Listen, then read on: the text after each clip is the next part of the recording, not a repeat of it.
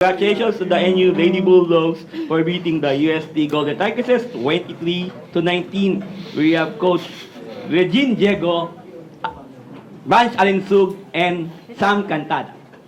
Coach Reg, first win, and syempre, new era to without Bella Belen and Eliza Solomon. So what can you say about the team's effort, especially with the girls beside you, Sam and Vance? What can you say? Of course, I am very happy and overwhelmed because we got through a very strong team. But you know, it's still not the end. It's still going to be a very long journey. So we just have to prepare all the time, and we just have to put our feet on the ground. Kailangan talaga namin maging humble kasi this is getting to know for each other, and we're trying our best to be a team every game. Thanks, Coach. And Vance, 18 attacks, 4 digs, and 10 excellent receptions. So being one of the new leaders of the team. Especially nung fourth set, paano mo ginaid yung team from 19-23 down? Anong sinabi mo sa mga girls? Actually, for us naman kasi, naging positive talaga kami kasi kami yung lamang. So, nilaban talaga namin yung fourth set kasi alam namin kapag mag-fifth set pa yon, baka mahirapan talaga kami sa UST. And yun, happy lang din ako kasi kahit nabawasan yung, sa loob, nabawasan yung first six, still merong pumalit sa amin and in-apply pa din nila kung ano yung role nila.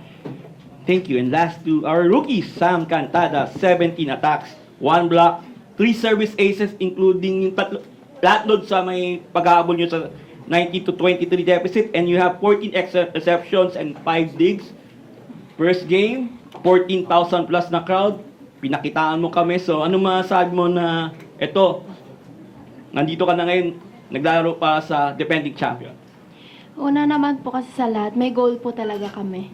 Na, syempre po, yung team po namin is defending champion po. So, para sa akin naman po, wala naman po kaming dapat patunayan. Gawin lang po namin yung best namin every game, okay na po yun sa amin. Kasi manalo matalo man, madami naman po kami matututunan at madadala pa po namin sa mga next games po namin. Thank you. Okay, the floor is open for questions.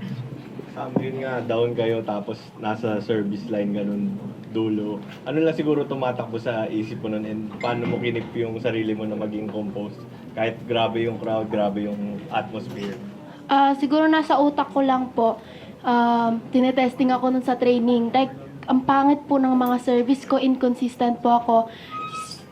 Tumatakbo sa isip ko nun na kailangan ko i-overcome yun. Kailangan ko maging consistent, kailangan ko ilaban to. Kasi nakikita ko po sa mga ka-teammates ko na nilalaban po nila. Coach, as one of the witness, syempre sa preparation ni Sam for her rookie year, nagulat ka pa ba dun sa naging performance niya today? Well, sa totoo lang, I know a lot of people will say na chamba yung kay Sam, but I've seen it so many times already. So it's her.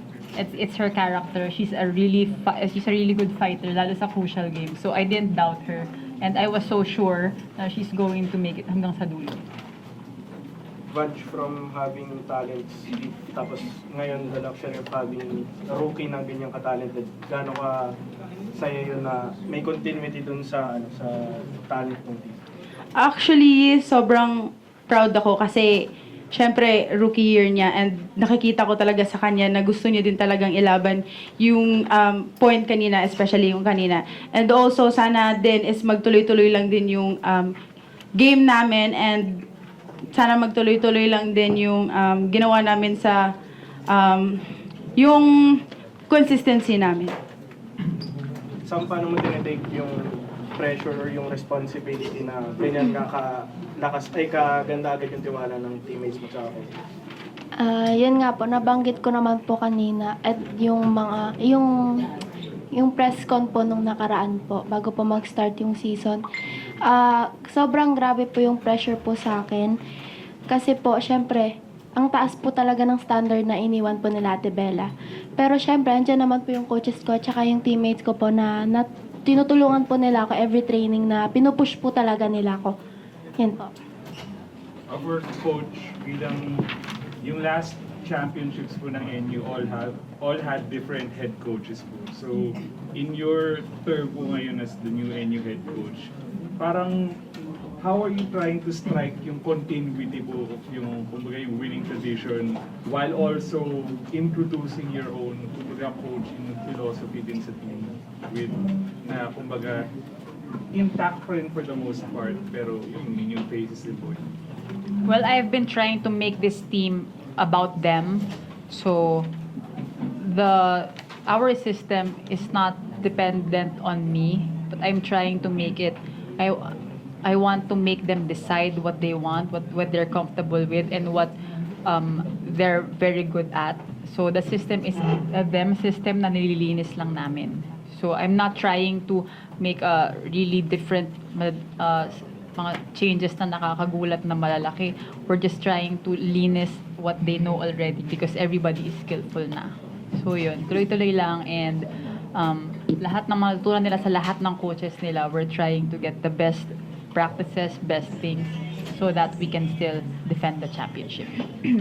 Sam, after that performance, gaano ka nakakomportable siguro gumalaw dito sa seniors ranks naman ng UAP? Or medyo may settling in period ka pa bang kailangang i-overcome? Ngayon po, may kumpiyansa na po ako ulit. Bumalik na po ulit yung kumpiyansa ko. Kailangan ko lang po mas ma-push pa po and maging mas consistent pa po. Kasi for sure po, kada nananalo po kami, iba-ibang pagsubok po yan sa training. Yan po. Coach, short turnaround to. You have tonight to celebrate and back to work kayo for Adamson na maganda yung pinakita nila kanina. Your thoughts about playing Adamson? We just have to play our game again, go back to our training, linisin lang namin yung mga kailangan pa namin linisin. But we just have to prepare, scout them. Every game naman, we do that. Kailangan lang namin i-review kung sino yung mga kalaban namin all the time so that we can adjust and linis ng galaw namin. Yun lang. Alright. For Coach Reg, if you were to rate your team regarding their performance from 1 to 10, what would it be? And was that your optimum performance? Well, truthfully, I don't think any team is playing their best for today. It's going to be a very long journey, and it's going to be an experience for everyone.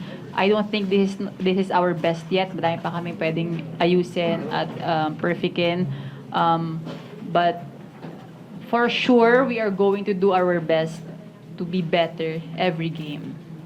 So yun. Dun sa review, may reviews pa talaga. So for today, I think we played good, but we can do better. Mga 8, ganyan.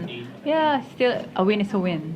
And we're very grateful. Thank you po. Okay, last question to Sam and to Banch. Banch first against Adamson.